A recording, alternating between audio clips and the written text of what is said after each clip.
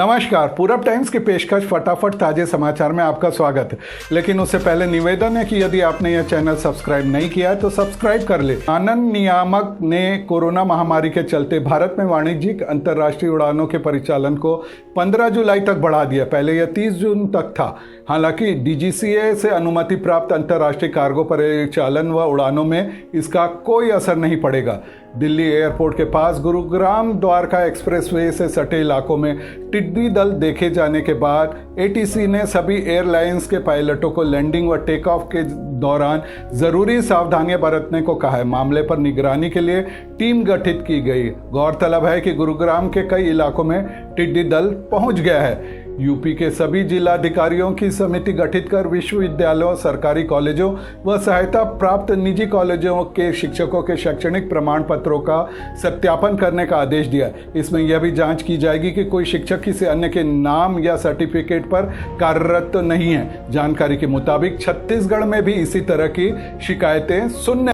देश में जहां कोरोना मरीजों की संख्या 5 लाख से ज्यादा हो गई है, वहीं छत्तीसगढ़ में ये संख्या 2500 के पार पहुंच गई है। अब छत्तीसगढ़ शासन ने इसे महामारी मानते हुए 70 दिनों का कोरोना इमरजेंसी प्लान बना दिया। सूत्रों के अनुसार पीक पर छत्तीसगढ़ में लगभग 30,000 संक्रमित होने की संभावना है। मुख्यमंत्री भूपेश बघेल ने प्रदेश के छात्र छात्राओं और आमजनों को एक बड़ी राहत देते हुए अब जाति और निवास प्रमाण पत्र उनके घरों में ही प्रदान करने की सुविधा मुहैया कराने का तय किया। मुख्यमंत्री भूपेश बघेल के निर्देश पर राज्य शासन के सामान्य प्रशासन विभाग द्वारा जाति और निवास प्रमाण पत्र के वितरण को सरलीकरण करते हुए प्रमाण पत्रों को आवेदकों के घर पहुंच सुविधा उपलब्ध कराने का आदेश सभी कलेक्टरों को जारी कर दिया गया है। मुख्यमंत्री भूपेश बघेल की पहल पर श्रमिक स्पेशल ट्रेनों, बसों एवं अन्य माध्यमों से अब तक 5,34,000 प्रवासी श्रमिक और अन्य लोग सकुशल छत्तीसगढ़ लौट चुके हैं। इनमें से 103 श्रमिक स्पेशल ट्रेनों के माध्यम से छत्तीसगढ़ पहुंचे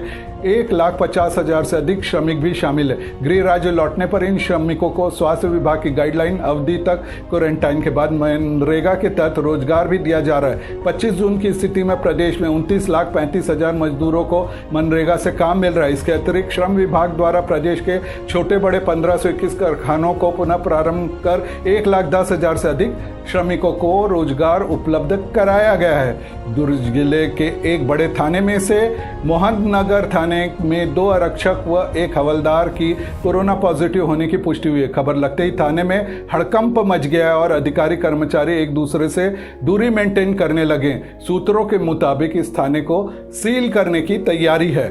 कोरोना काल में दुर्ग नगर निगम के पार्षदों ने अपनी निधि से वार्ड के हजारों लोगों को सूखा राशन बांट दिया, लेकिन राशन लेने वाले हितग्राहियों से पावती नहीं ली गई। निगम द्वारा वार्ड पार्षदों को पत्र भेजकर जिन हितग्राहिकों को राशन बांटा गया उनका हस्ताक्षर युक्त पावती जमा करने का है। निगम के इस फरमान के बाद कई पार्षदों की नींद उड़ गई है। पार्षद पावती जमा नहीं कर पाए तो बांटे गए राशन की कीमत का भुगतान निगम पार्षद निधि की राशि से नहीं करेगा, पार्षदों के मानदेय से राशि वसूल करेगा। निगम क्षेत्र में 41,884 राशन के पैकेट बांटे गए। देश भर में हाई स्पीड ट्रेन चलाने की तैयारियों के बीच रेलवे ने भिलाई इस्पात संयंत्र से वनेडियम मिश्रित पटरियों की मांग की। ऐसी पटरी न केवल मजबूत होती है बल्कि उसकी उम्र 10 से बढ़कर 20 साल हो जाती है। लंबी उम्र की पटरियों से रेलवे की खासी बचत की उम्मीद है। बीएसपी ने पटरियों को बनाने के लिए काम शुरू कर दिया। हाई स्पीड ट्रेनों के लिए अभी तक यूरोपीय देशों में ही रेल पटरी बनती है। मेट्रो भी पटरी आयात पर निर्भर रहता है। इन पटरियों में वनेडियम धातु का प्रयोग होता है। छत्तीसगढ़ में मौसम का मिजाज एक बार फिर बदल गया। मौसम विभाग ने प्रदेश के ज्यादातर हिस्सों में भारी बारिश की चेतावनी दी है। राज्य के कुछ भागों में गरज चमक के साथ आकाशीय बिजली गिरने की भी संभावना जताई है, जिसे देखते हुए मौसम विभाग ने येलो अलर्ट जारी किया। बता दें, अगले 24 घंटे के दौरान प्रदेश के कई इलाकों में बारिश हो सकती है। वहीं शुक्रवार को बिलासपुर संभाग के साथ ही उत्तरी छत्तीसगढ़ के कुछ हिस्सों में भारी बारिश हुई थी।